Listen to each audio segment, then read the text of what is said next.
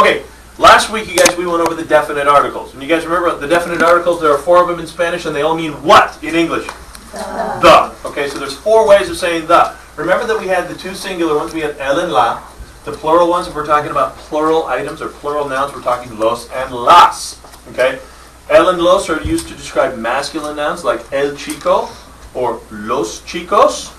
La and las are used to describe feminine nouns such as la chica and las chicas. However, if you'll bring it over here, Ronnie, today we get to go over indefinite articles. Now, thank you for that. Indefinite articles, like they say, they're not as definite, they're not as specific, but we'll get into that in a minute. Masculine, or once again, notice we have a chart just like over on the other side. Okay, we have the 2 masculine indefinite articles. First off, let me hear you say un. Let me hear you say unos. Unos. Good. Here we have the 2 feminine ones. Give me an una. Una. And then unas. Unas. Good. Una or un and unos talk about masculine nouns such as un chico, a boy, and unos chicos, some boys.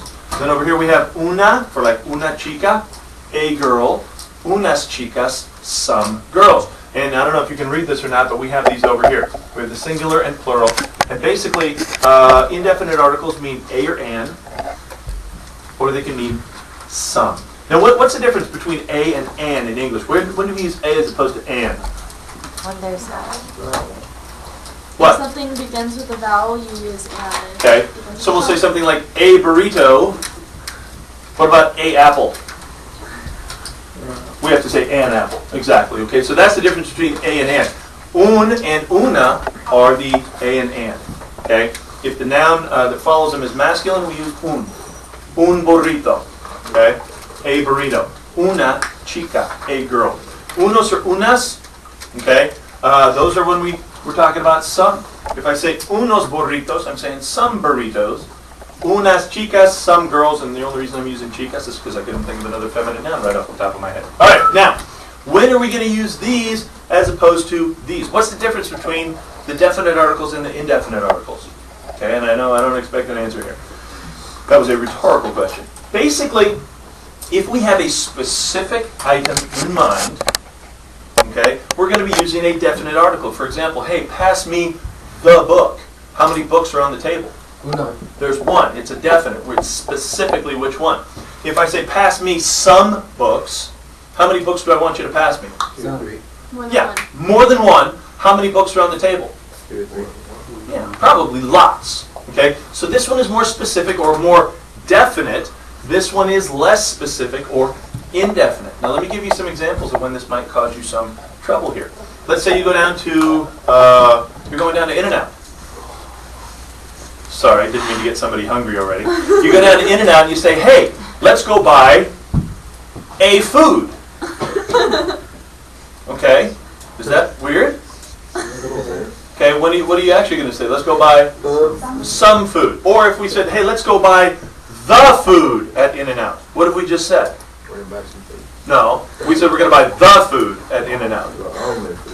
What? They really only have food. The only food that they have. It may be a little, it may be a lot, but we're getting it all. Okay? I have a friend, we were eating dinner together, and there was a big pile of rolls in the middle of the table. Okay? And he said, hey, senor, would you pass me the roll? Now, there were about 20 rolls in this pile. And he said, pass me the roll. Now, what am I thinking? Oh. Which one? Exactly, because he's asking for a specific roll because he's using the. He's using a definite article. If he had said, pass me a roll, okay, then I'll just grab one and toss it over to him. By the way, is that not the most hideous sound that we have in English? Now, would you pass me a roll? It's just weird sounding. Makes us sound really intelligent. Anyway, okay, so that's kind of the difference between definite articles and indefinite articles. This one is much more specific. It's when we're talking about a precise or definite item or items. This one is when we're just saying, of the many, just give me one or some of them. Okay? Another example, when we're talking about clothing. If I say, hey, Sally over here is wearing the shirt. How many shirts are there in the world? A lot. Well, but if I say she's wearing the shirt, One. There's only one shirt and she's got it, and the rest of us are shirtless, okay? If I say she's wearing a shirt, then there are many shirts around, and she just happens to have one. Crazy of- world. That would be a crazy world, I'm with you. That'd be crazy, one shirt and that's it. Okay, so we're gonna pause this, we're gonna do a few